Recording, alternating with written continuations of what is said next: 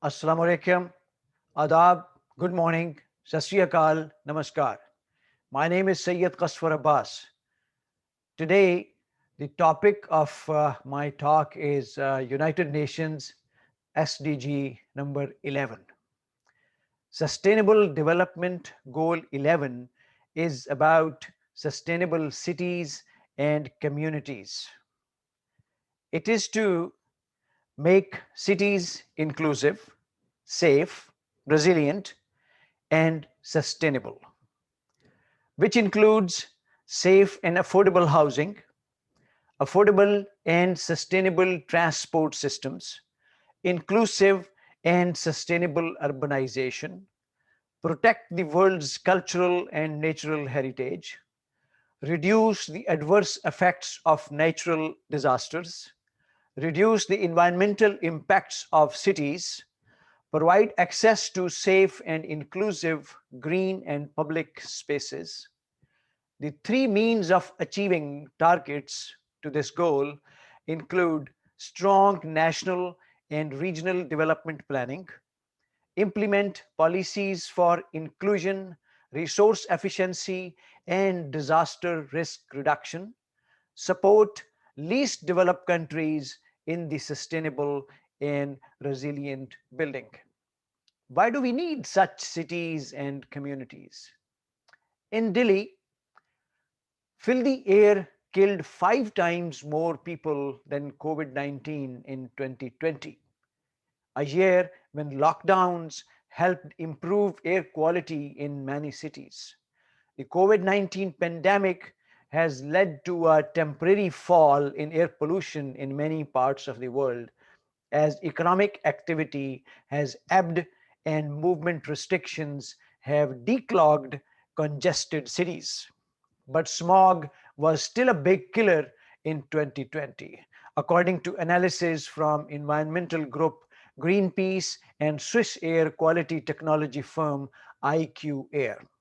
In the world's five biggest cities, Shanghai, Tokyo, Delhi, Mexico City, and Sao Paulo, small particulate matter in the air known as PM 2.5, which penetrates deep into the lungs, killed 160,000 people prematurely in 2020. Particulate pollution causes health problems such as lung cancer, heart disease, stroke, and even diabetes. Delhi, the world's most polluted city, sustained an estimated 54,000 avoidable deaths due to PM 2.5 air pollution in 2020, more than 5 times the reported deaths from COVID 19. Jakarta, which overtook Beijing in a ranking of the world's smoggiest urban centers last year, lost 13,000 lives to air pollution in 2020, more than double the COVID casualty rate in the Indonesian capital. Tokyo, which for an Asian city has relatively clean air, with PM 2.5 levels about 70% above the limit deemed safe to breathe by the World Health Organization, registered 40,000 deaths from bad air in 2020 while losing 1,180 people to the coronavirus.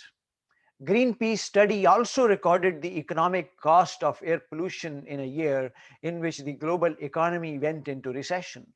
No city in the study suffered as big an economic contraction as Tokyo, which lost 43 US billion dollars to smog in 2020. Shanghai lost 19 billion US dollars to air pollution. The cost of air pollution is calculated based on healthcare costs and lost productivity.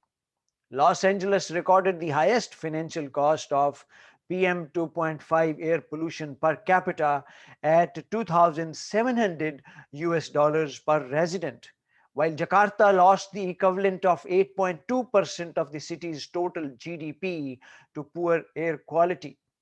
The fact that poor air quality claimed an estimated 160,000 lives in the five largest cities alone should give us pause especially in a year when many cities were seeing lower air pollution levels due to less economic activity, said Frank Hammes, chief executive of IQ Air. Aaron Farrow, air quality scientist at Greenpeace Research Laboratories, the environmental group's science unit in the United Kingdom, told the Eco Business that the research demonstrates the need to urgently scale up clean energy, build electrified, accessible transport systems, and end reliance on polluting fossil fuels. The chance that improving air quality could reduce our susceptibility to diseases like COVID is a strong argument in favor of action that will improve air quality and another reason to shift from fossil fuel to clean renewable technology, he said. Some studies have shown that air pollution makes it easier for people to contract the coronavirus as well as develop more severe symptoms. One paper suggested that 15% of COVID deaths worldwide and up to 27% of COVID deaths in East Asia could be attributed to long term exposure to air pollution. Role of businesses. By 2050, 70% of the world population will live in cities, making cities critical in achieving a sustainable future for the world.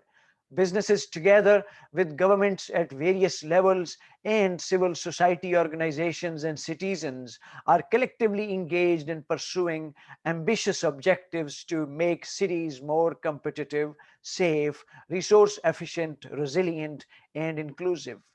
Key areas of need in achieving progress on Goal 11 are: 1. Identifying and agreeing the most sustainable ways to achieve the targets, what activities should be seized and which ones accelerated. Number 2, building appropriate capacity and skills across these stakeholder groups to deliver. Number 3, attracting, securing, finance, innovative designs and delivery models and projects for integrated city infrastructure, including buildings, energy, mobility, telecommunication, water, sanitation, and waste management services. And number 4, ensuring practical processes for multi stakeholder engagement in all stages of urban development that build consensus, inclusion, resilience, and sustainability. Businesses can help cities navigate these challenges and turn a high level vision into practical and implementable action plans. Business can play a vital role not only in providing specific infrastructure, technology, services, and financing solutions, but also in contributing to the strategy that will support the overall optimization of urban systems to create inclusive, safe, sustainable, and disaster resilient cities. Cities seeking to realize their sustainability objectives can benefit from engaging with business early in the planning and strategy development process, leveraging the capability of business to identify innovative and cost effective solutions to complex, cross cutting urban sustainability challenges.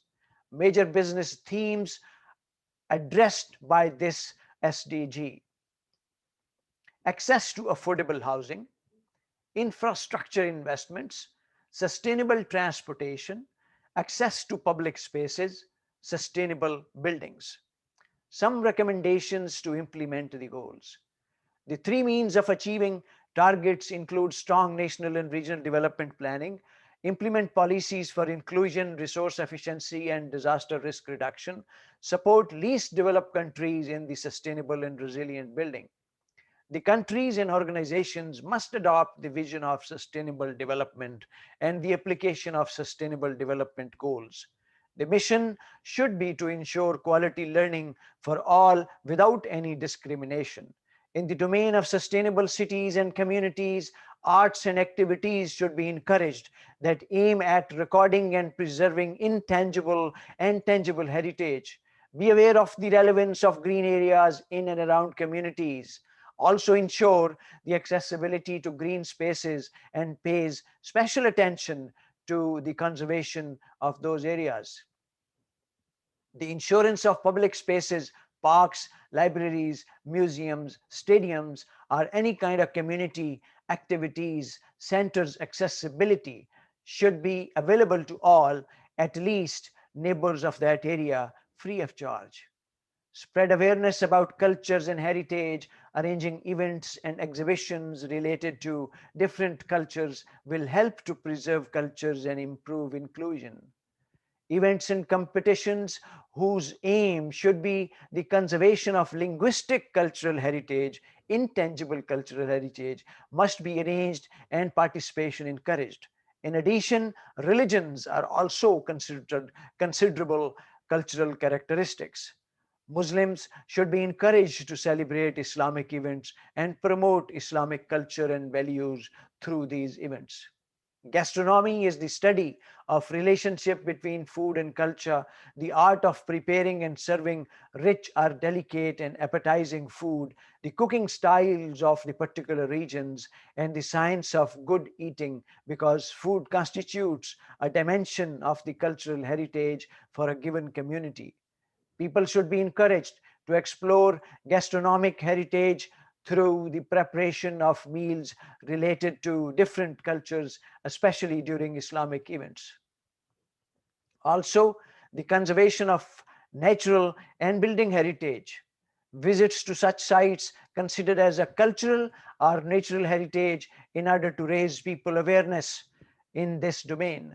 Especially educational institutions must arrange such visits. Moreover, the Faculty of Tourism at universities should schedule the student visits to such sites considered as a cultural or natural heritage in order to train students on the methods used to conserve this heritage and the concept of ecotourism and sustainable methods in tourism. The educational institutions must be encouraged to integrate the concepts of sustainable development, resilient cities, and disaster risk reduction in their curriculum and its extracurricular activities. For this reason, in collaboration with others, events about the culture of public safety and sustainable development must be regularly organized. Especially the faculties of engineering at the universities should be advised to integrate the concepts of disaster risk reduction and management in its curriculum and its extracurricular activities. For this reason, in collaboration with the engineers, regulatory bodies, with all related stakeholders, event about the public safety cultures must be regularly arranged and widely publicized with an aim to promote public safety culture and its integration in education as well as in practice. Educational institutions, public and private organizations with all related stakeholders must arrange events and exhibitions regularly on information and use of smart technologies and their future trends with all possible implications in the field of education, municipalities, smart cities, protection, communication, businesses, as well as use of smart devices in institutions, homes, schools, and universities with an aim to achieve digitization focused at sustainability. All public and private organizations must be fully equipped and skilled to perform their work remotely. Connectivity, equipment, power requirements with required skills must be provided by responsible organizations. In the domain of transportation, plans must be implemented to reduce congestion and pollution and enhance air quality by ensuring places for parking and prioritizing pedestrians and disabled people's access to all buildings. Also, bicycles and pedestrian lanes should be provided wherever necessary. Some basic challenges. Following are some of the basic challenges need to be addressed permanently. Excessive horn or honking and noise negative impacts on public health and nature. Complete lack of engineering controls and awareness in all areas exists. Corporate grabbers are not cooperative to environment and laborers. Ignorance, carefree disregard to laws, rules, morality and ethics, religious and social responsibilities by most of the people. electromagnetic radiations from mushrooming telecommunication and other connectivity towers on humans, cattle, birds, crops, and plants, other biodiversity. Moving towers out of populated zones may be considered. Waste disposal is a huge issue due to increasing urbanization. Possibilities of converting solid waste to organic fertilizers for possible rooftop gardening in urban areas may be helpful. Principle of intelligent urbanism may be considered and applied. Level of human habitation, intensity consumption of resources will be replaced through replenishing natural cycles of the seasons, creating environmental equilibrium. Planetary crisis uprising both for rural and urban areas due to global warming and climate change must be adequately responded by all stakeholders.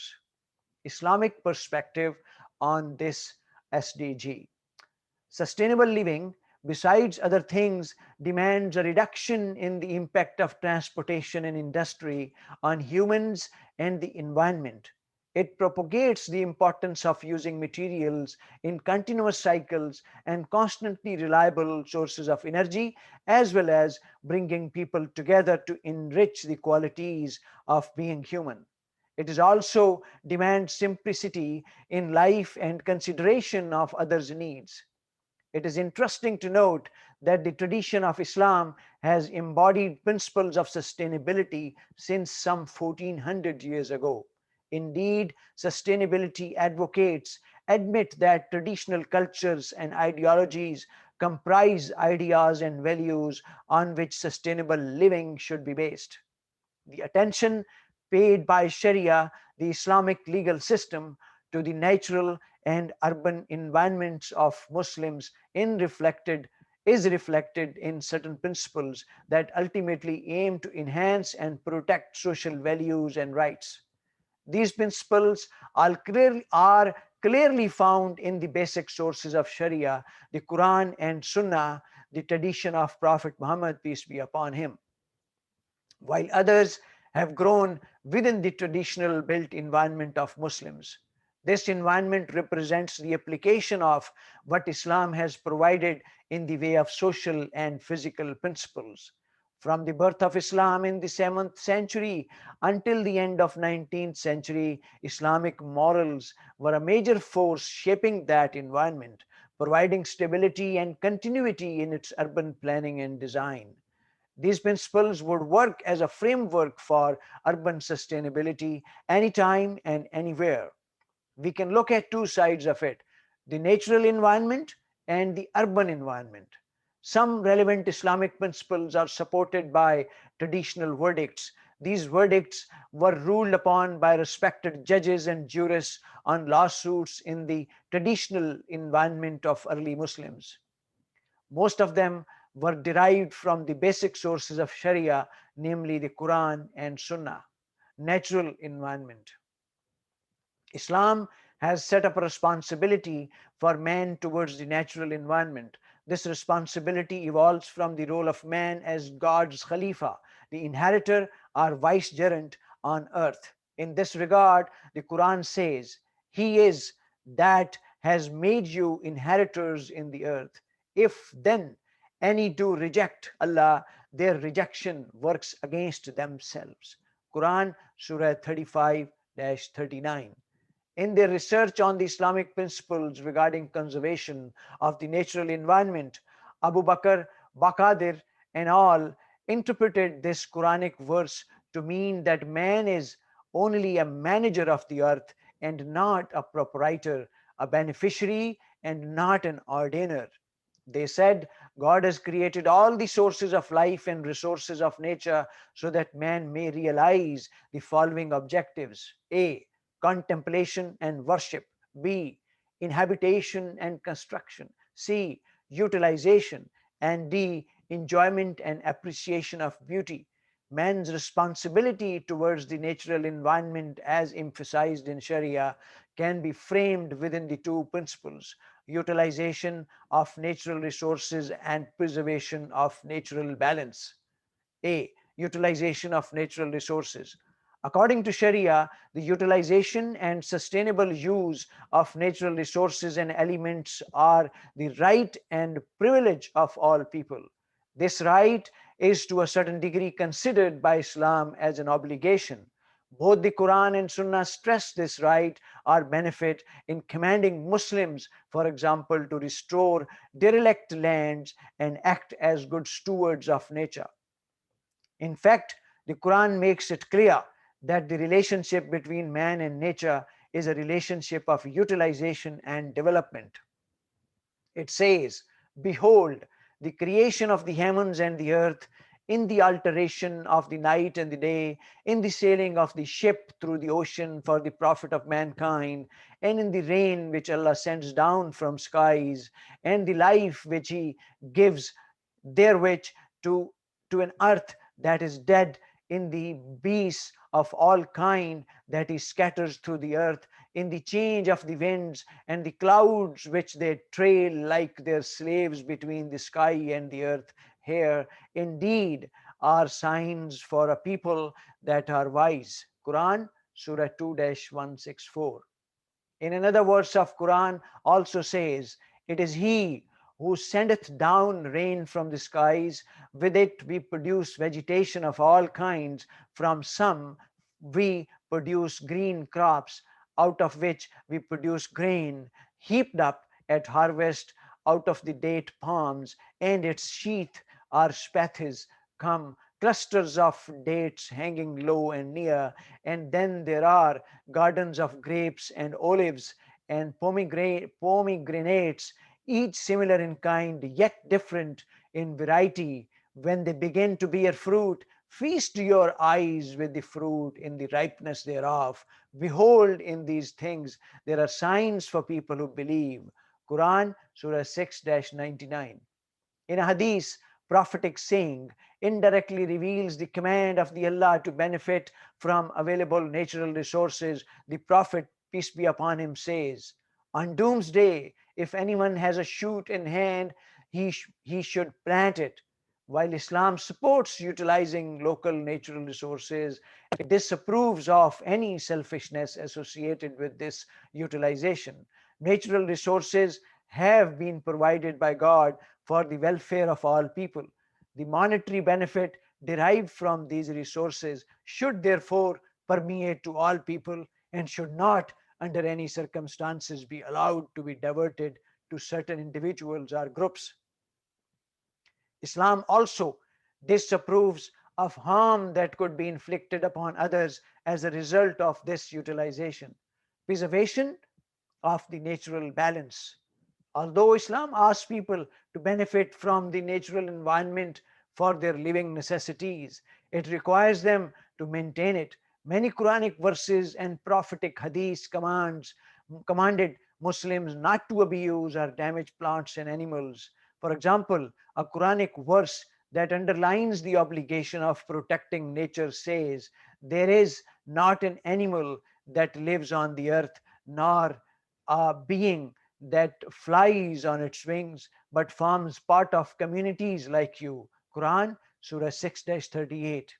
A similar verse, Quran, Surah 6:59, tells us that all creatures are of His domain and not a leaf falls but by His will.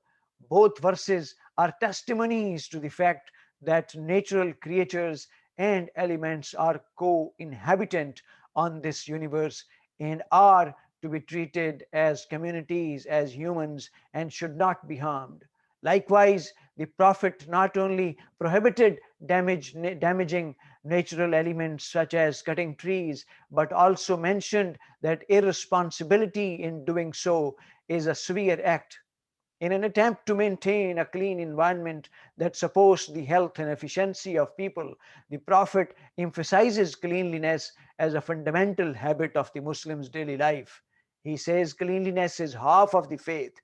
The Islamic principle of preventing the destruction or abuse of any natural element that provides benefit, that is food, shade, etc., for others, aims also to protect people's rights, for example, utilization to the natural environment. Therefore, man should not distort natural elements. They should remain permanently suitable for human life and settlement.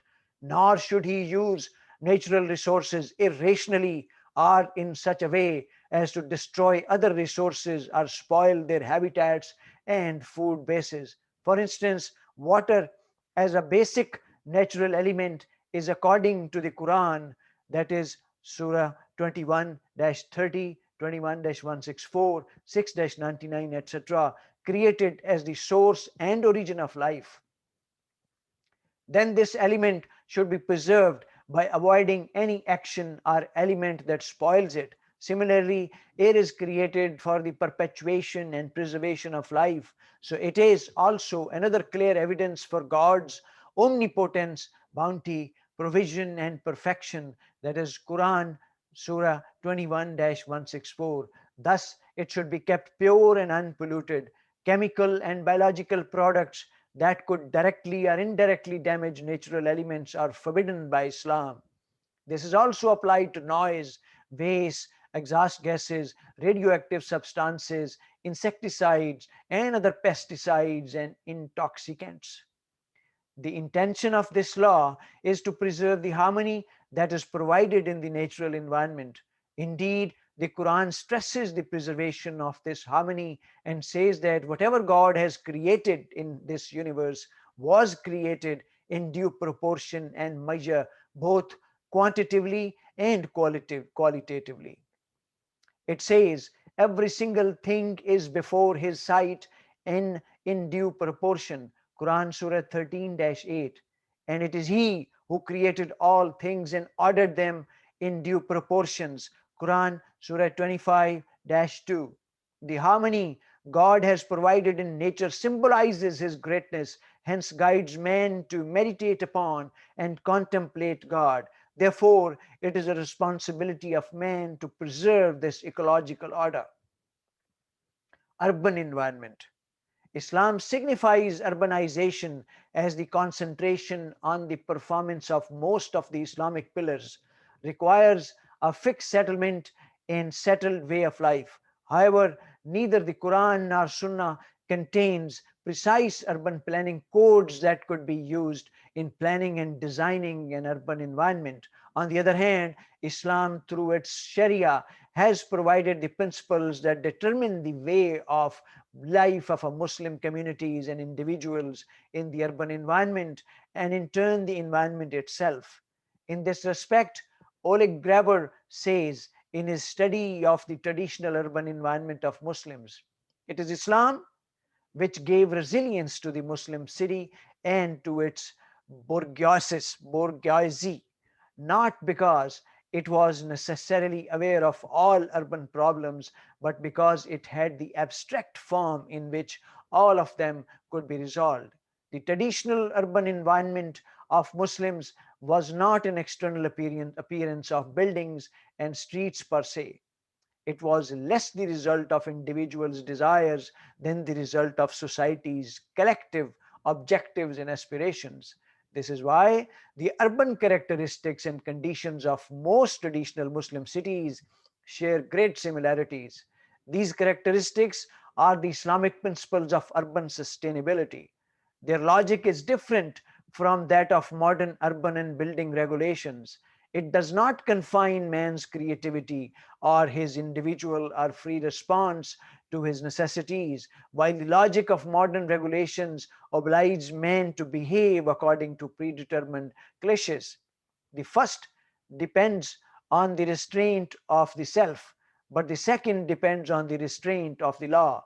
A deep insight into the principles which Islam has set up for sustainable urban environment of Muslims could be obtained by inspecting the response of Islam towards three issues: wealth consumption, humility, and right to natural light and air. A. Wealth consumption. Islam is the religion of justice and moderation, and the Muslim Ummah, nation as God describes it, is a middle nation. He says, thus have we made of you an Ummah justly balanced. Quran Surah 2-143. Therefore, the Muslim should be balanced in all of its affairs. Islam prohibits wastefulness, and extravagant spending, and commands Muslims to be moderate in their living habits and financial affairs. He says, O children of Adam, wear your beautiful apparel at every time and place of prayer.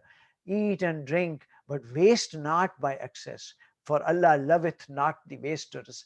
Quran, Surah 7-31. The Quran describes those who are extravagant in spending as Satan's brothers. It says, but squander not your wealth in the manner of spendthrift. Verily, spendthrifts are brothers of the evil ones. Quran, Surah 17-26 and 27. According to Islam, increased income does not mean a higher level of consumption. Instead, self restraint should be the principle of consumption in the Muslim's living. Dr. Monzer Kaf claims in his comparative research on the Islamic state and the welfare state that the concept of richness on high income was defined by the Prophet as being contentment with what one has. And the general rule of spending is to keep the level of consumption to a minimum. This was expressed in the life of the Prophet and his companions and treated as a virtue throughout Islamic history. A. Meredith Wu Cummings says Jabir bin Abdullah reported that Allah's Messenger, peace be upon him, said, there should be a bed for a man, a bed for his wife, and the third for the guest, but the fourth one is for Satan. Islam confirms that the wasting wealth means to spend it in large or small accounts, in large or small amounts on what God has prohibited, or to squander it on unnecessary things. Such waste also jeopardizes the rights of society. About this matter, the contemporary scholar Yusuf al Karadawai says, just as the wealth of others is sacred and any violation of it, whether secret or open, is prohibited. In like manner, a person's own wealth is sacred with respect to himself. He should not waste it by extravagant spending, scattering it to the right and left. This is because the Muslim Ummah, which constitutes an owner in addition to every other owner, has a right to the wealth of individuals. For this reason, Islam has given the Ummah the right to manage the properties of the weak minded who squander their wealth. On the other hand, balance of frugal spending means resources are kept for benefiting other members of the society. This also minimizes the competition for raw materials and maintain their prices at a relatively low level. It allows the needy members of the society to share the surplus. In the early days of Islam, the surplus of income, after keeping the consumption to the minimum, was set aside to meet socio religious obligations such as the maintenance of kith and kins, orphans, widows, invalids, and economically deprived members of the society. About how the individuals of the traditional Muslim society responded to this principle, Mahmoud Ahmad and M. Akram Khan, in their study of the opinion of Islam on a number of economic issues, say it was in line with the overall philosophy that life in this world was transitory and the real value was attached to the akhirah or the hereafter. So, involvement in increasing the material objectives of this life would have been a contradiction. God says, those who, when they spend, are not extravagant and not niggardly, but hold a just balance between those extremes. Quran, Surah 25-67. Explaining this verse, Al Karadwai says, spending much is squandering, while spending little is greed, and moderation is best. One of many hadiths that stress the principle of moderate spending and are included in the outstanding Sharia scholar Ibn Taymiyyah 1263 to 1328 study of public duties in Islam states three things are the cause of salvation: fear of God in secret and in public, moderation in poverty and wealth, and speaking the truth whether angry or calm. be humility. Islam is against obtrusiveness, vaingloriousness, conceit, or any behavior that emotionally harms others and encourages injustice and discrimination. Thus, Islam requires the Muslim to be humble in all aspects of his life. This obligation has directly and indirectly been repeatedly declared in the Quran. God mentions in his book that life offers diversions and incitements, including things that infatuate and encourage the individual to glorify and advocate himself. On the other hand, he states that there is a severe punishment for those who cannot control their desires and emotions towards the beauty of life and magnify themselves. The Quran is full of verses, for example, 17 37, 57, 20 23, 28 76 and 77, 31 18, 4 36, and 53 32 that ask for humility as a personal attribute of the Muslim and state the punishment for those who do not practice this virtue. It is in an attempt to prevent vainglorious and self advocating while encouraging simplicity and sustainability that Islam even teaches Muslims how to eat, sit, sleep, walk, dress, etc. Indeed, the Prophet ordered the followers to be humble in their dress, prohibited them from drinking or eating in gold or silver pots, and considered these actions haram, forbidden, and severely punishable acts. About this matter, Al Qaradawi says there is a social aim underlying these prohibitions. The prohibition of gold and silk to males is part of a broader Islamic program of combating luxuriousness in living. From the Quran point of view, luxurious living leads to weakness among nations and to their eventual downfall. The existence of luxury is also an expression of social injustice, as only a few can afford luxurious items at the expense of the deprived masses of the people. In addition to this, luxurious living is an enemy of every call towards truth, justice, and social reform. The Quran says, and when we intend that we should destroy a township, we permit its luxury loving people to commit wickedness therein. Then the world is proved true against it, and we then destroy it utterly.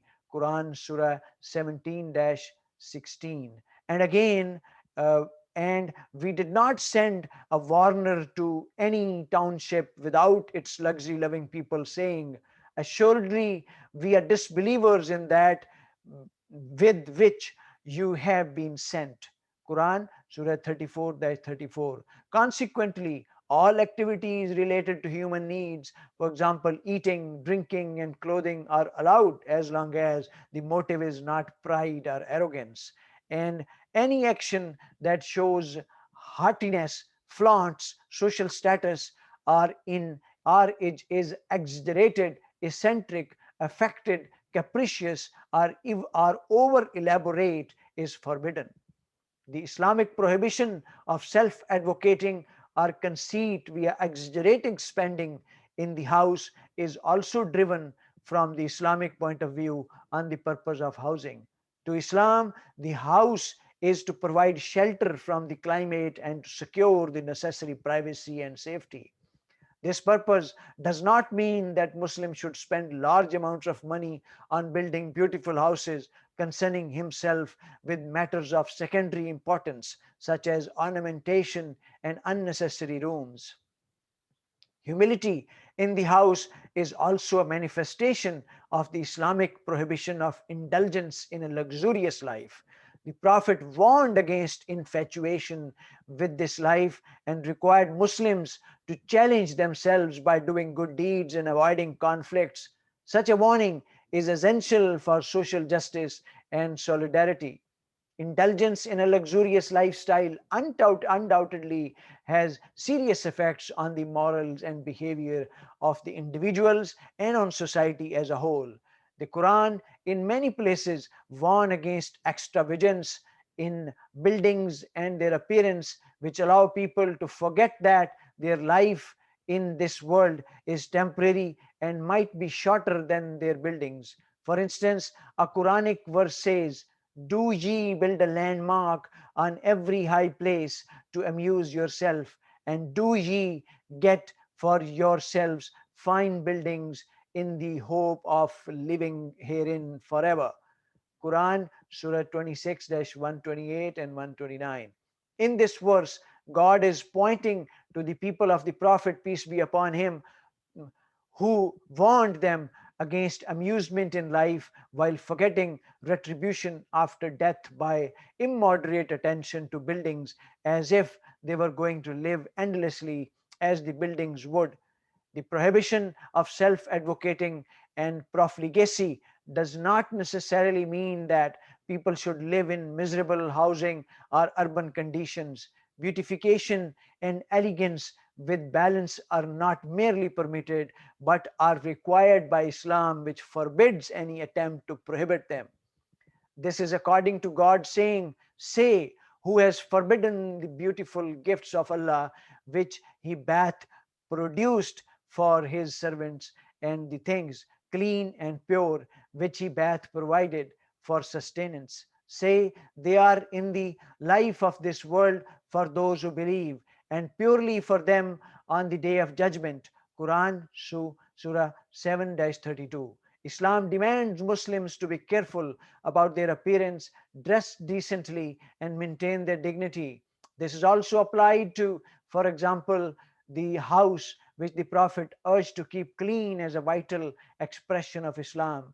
The Muslim is certainly free to desire beauty for his or her house while following the principle of humility and moderation in expense, in which the characteristics of his or her dwelling can be tidiness, cleanliness, simplicity, and modesty. Islam allows decoration that is balanced, not costly, and not damaging to the feelings of less fortunate individuals. For instance, the outside of the dwelling should not conspicuously project an image of wealth to generate the envy of the neighbors and passerby, nor be an ascetic structure devoid of decoration. This was demonstrated in traditional Muslim houses, some of which include decoration on the facade.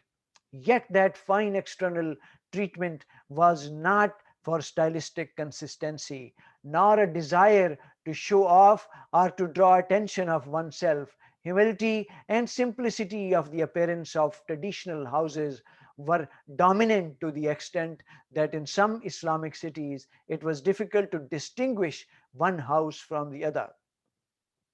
Right to natural light and air. Islam has emphasized the right of everyone to natural elements such as sunlight and air. In a group of hadiths collected by F. Karim, the Prophet said, "Do you know the rights of your neighbors? You must not build to exclude the breeze from him unless you have his permission." Traditional jurists such as Abu Muhammad Abdullah ibn Wahab died on 1813, and Ashab died in 1819 or 20, permitted a person to open windows within his house to receive sunlight and fresh air, even if neighbors rejected these windows on the grounds that they facilitated intrusion onto their privacy. These jurists expressed their permission that as long as the window was high enough so that the passerby could not be able to see behind it, then it should be allowed.